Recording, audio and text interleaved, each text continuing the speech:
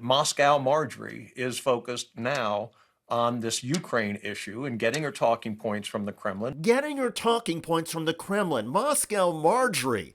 That is Colorado Republican Ken Buck talking about Marjorie Taylor Greene. We know that she is getting her talking points from Russia, and we know that they're false. This is a war on Christianity. The Ukrainian government is attacking Christians. The Ukrainian government is executing priests. We know that Russia is propagating these false statements, narratives about what's going on in Ukraine. Russia is not doing that. They're not attacking Christianity. As a matter of fact, they seem to be protecting it. So that's something else that's clear and obvious to many people that are looking closely at what's going on. Mike Johnson is doing the responsible thing by trying to make sure we get a vote on Ukraine funding, make sure that the Ukrainian people can fight for their freedom. The fact that Marjorie is continuing down this false path, I don't think many Republicans are going to support her. There will be some. And I expect that the Democrats recognize this moment in history and the importance of being bipartisan in supporting Mike Johnson. Republican House Speaker Mike Johnson is trying to get a Ukraine funding bill through Congress, and Marjorie Taylor Greene is literally going berserk. As the New York Times headline says, Greene escalates threat against Johnson, making the case for his ouster.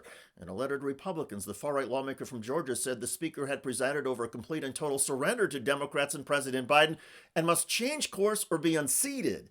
In her 5-page screed to GOP colleagues, Greene said, quote, I will not tolerate our elected Republican Speaker Mike Johnson serving the Democrats in the Biden administration and helping them achieve their policies that are destroying our country. He is throwing our own razor-thin majority into chaos by not serving his own GOP conference.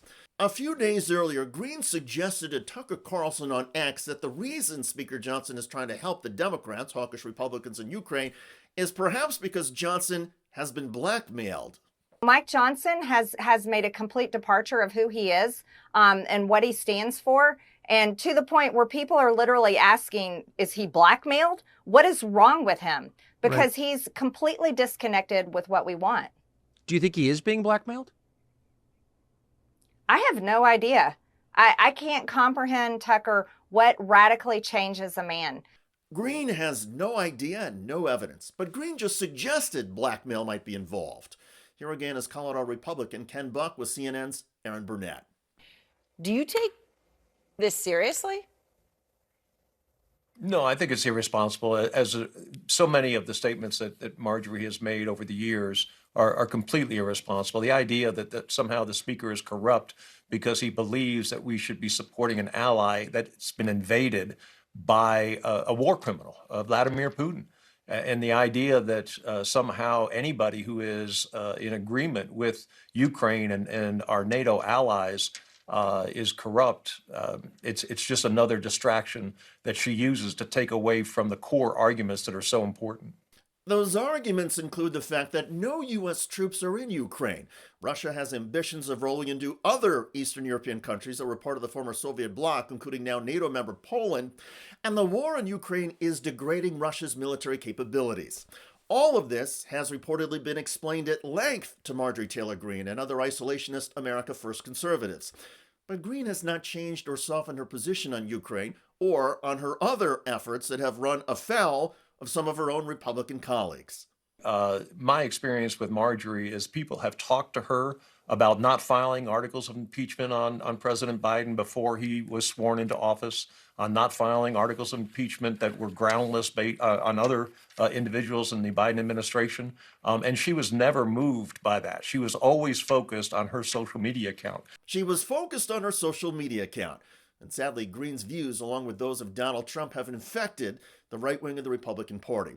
And now there's a significant portion of the Republican electorate that is convinced Vladimir Putin is a friend of the United States, not an enemy, and that Russian leaders are more trustworthy than American Democrats. This was on display recently when the good liar spoke to a Trump voter at a MAGA rally. If Vladimir Putin were running against Joe Biden for president, who would you vote for? For our country? That's a hard question. Probably Putin. It is? Yeah, I don't think Putin's as bad as people want to. You would vote for Vladimir Putin? I would. Over Biden? Hell yeah. You would vote for Vladimir Putin for president of the United States? Putin wants to go back to good morality. He doesn't allow all this crap about genders and pronouns and crap. Do you think these views have to do with Tucker Carlson welcoming Vladimir Putin? No. I say we need to get out of the Ukraine-Russia thing. Let them work it out. You would vote for Vladimir Putin over Joe Biden for president of the United States? I would. I'd rather have a corrupt Russian than a corrupt Biden. Crazy, right?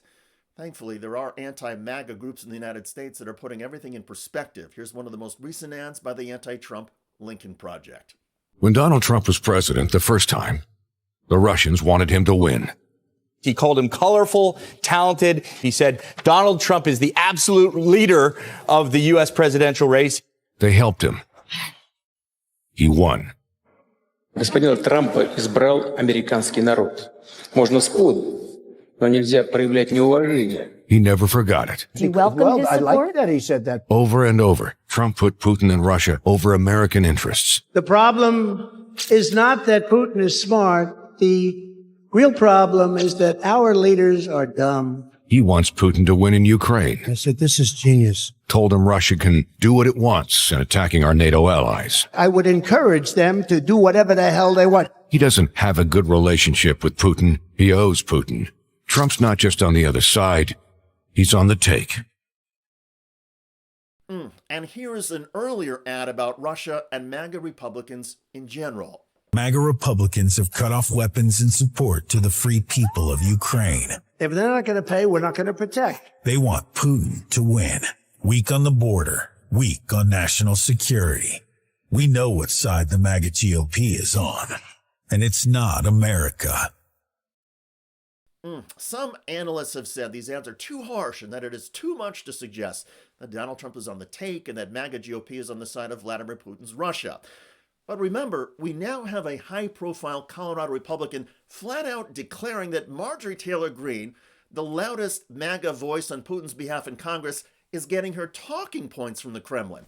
And Greene's new nickname among Ukraine defenders is Moscow Marjorie. So let there be no doubt, at least some Republicans are convinced that Greene, Donald Trump, and others in MAGA world might as well be Russian.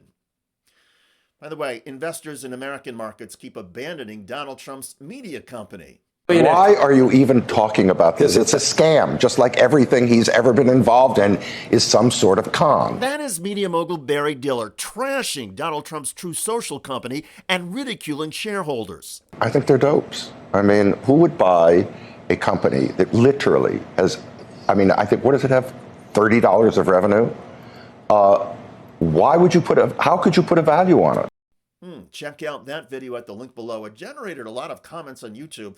One of the most popular is from Finnestrong8258, who wrote, "The emperor has no clothes and True Social has no truth." Indeed.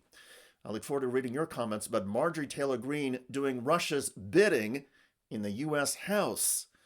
I'm David Shuster. Thanks for joining us.